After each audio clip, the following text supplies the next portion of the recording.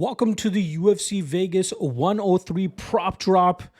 This is a card headlined by a flyweight matchup between Manel Kape and Asu Almabayev. Fun fight there, striker versus grappler. Who's going to be able to implement their style? But most importantly, which props are going to be the ones that cash for us this week? And I got to be honest, after going through it and highlighting the spots that I like, not the juiciest card for props here. Nothing that I'm overly indulgent on, nothing that I'm super intrigued by, but we're going to see if we can still point out some spots that you guys are going to be able to take advantage of, maybe put up some of my information against your information and see if we're able to cash some tickets that way. So let's get right into it. First fight up, Montana De La Rosa versus Luana Carolina. I believe this is a fight that De La Rosa's wrestling will be able to prove dominant, and I think that could even lead to her actually finding the finish in this matchup. Now, I had her prediction, the final prediction of her to win this fight on the scorecards, but some of these inside the distance props are too hard to pass up. De La Rosa to win by submission, which is my favorite prop out of the juiciest ones on this fight, is plus 800. For her to win by a KO is plus 1,400. Now, whenever people say or think by knockout, they're always thinking, oh, they're going to have to knock them out on the feet. But as De La Rosa showed when she defeated Ariane Lipski a couple fights back, she can muster up some solid ground and pound from that top position when she is able to establish that top position. And I could see a realm where she's able to do that here against Carolina. But I think she's going to be more apt to look for a submission than a TKO, which is why the plus 800 by submission would be my favorite prop in this matchup. Next up, Charles Johnson going up against Ramazan Temirov. This is a matchup where I believe the power and blitzing ability of Temirov will come through for him, and whether it's with him landing multiple big shots that the judges end up scoring the fight in his favor, or with the prediction that I'm expecting here, Temirov to actually land that big shot to put Johnson away, you can get Temirov by knockout at plus 275. On the flip side for Johnson, I think the best way that he wins this fight, by decision, plus 175, his usual path to victory with putting on a high volume, high pace, and picking Temirov apart from distance. But I think it's going to be Temirov by knockout. Next up, J.J. Aldrich going up against Andrea Lee. This is a fight obviously expected to hit the scorecards. I think Aldrich's combination boxing style will end up being too much for Lee here.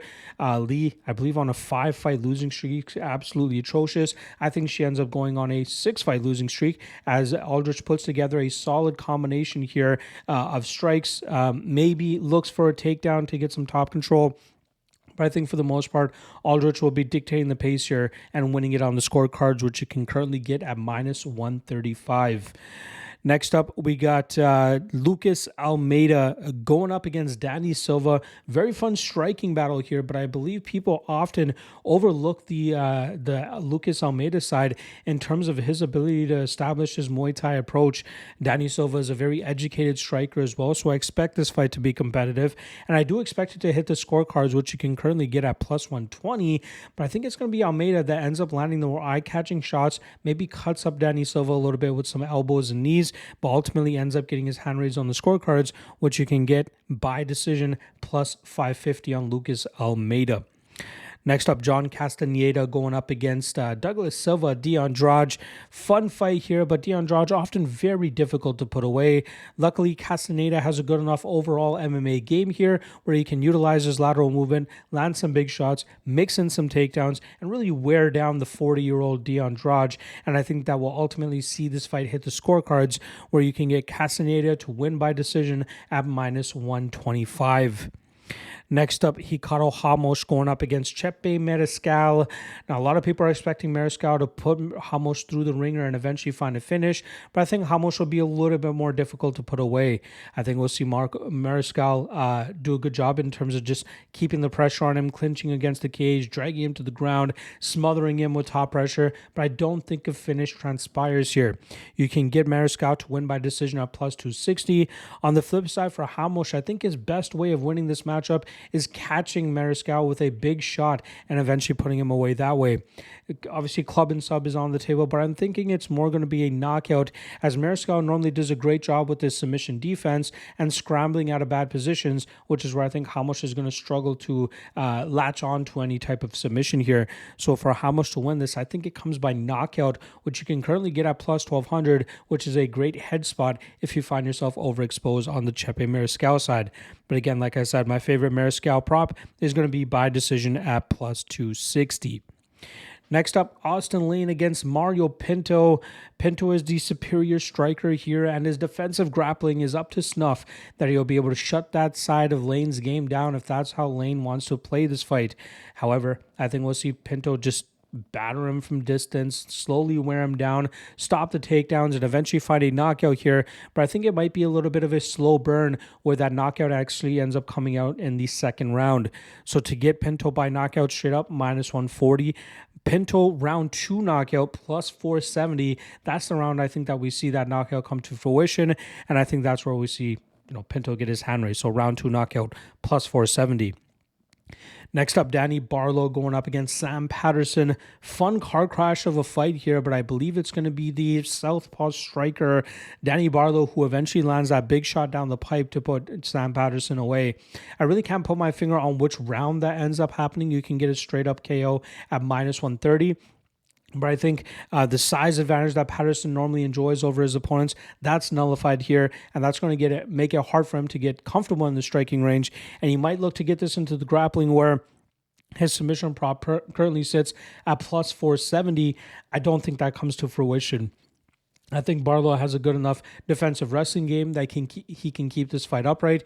And then I think he eventually counters Patterson here and lands clean enough to put him out clean. So minus 130 for Barlow to win by knockout would be my favorite prop for that matchup. Next up, William Gomis going up against Haider Amil.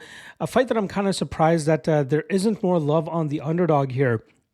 I believe Amil has the perfect style that we've seen effective against Gomis in the past with guys like Joanderson Brito and Francis Marshall. They made those fights very close, as 3 of the 4 UFC wins for Gomis have come by majority or split decision. And I think Amil will be able to put it over the hump here by utilizing his high pace and high pressure to keep the gas on Gomis here.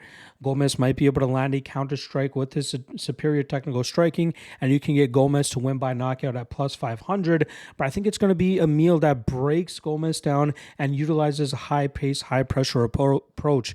You can get Amil to win by decision at plus 450, which is my actual prediction, but I wouldn't mind a little bit of a sprinkle on Amil to win in round 3 at plus 1400. I don't think Gomis will be able to keep up with the type of approach and pace and pressure that Amil is going to implement here, and I think that ultimately sees Gomis start to slow down around that round and a half mark, and that's where Amil will really start to take over. All right, Esteban Ribovics going up against Nasrat Haqparast here. Should be a fun striking battle, but it's one that I expect to see go to the scorecards, which you can currently get at minus 170.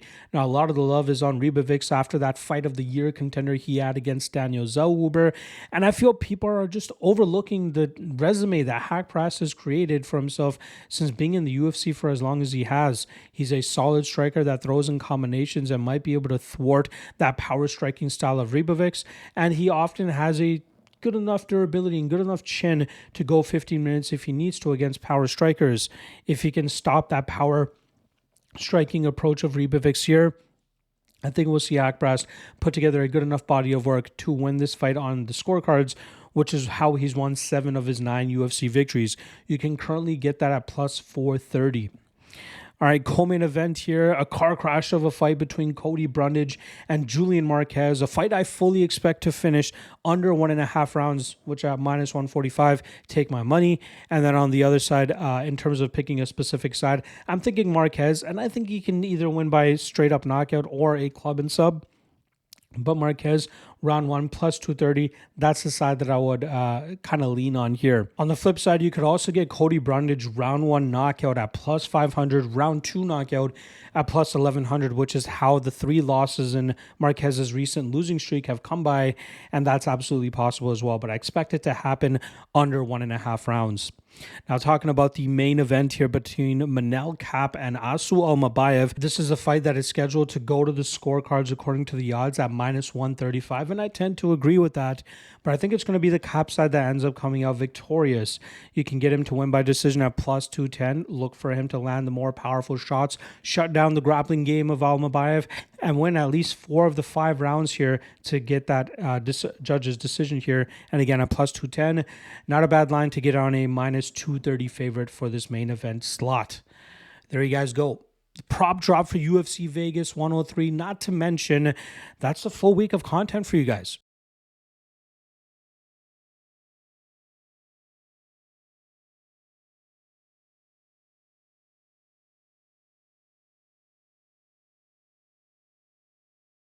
This is the first week where I dropped the Lockcast on Sunday.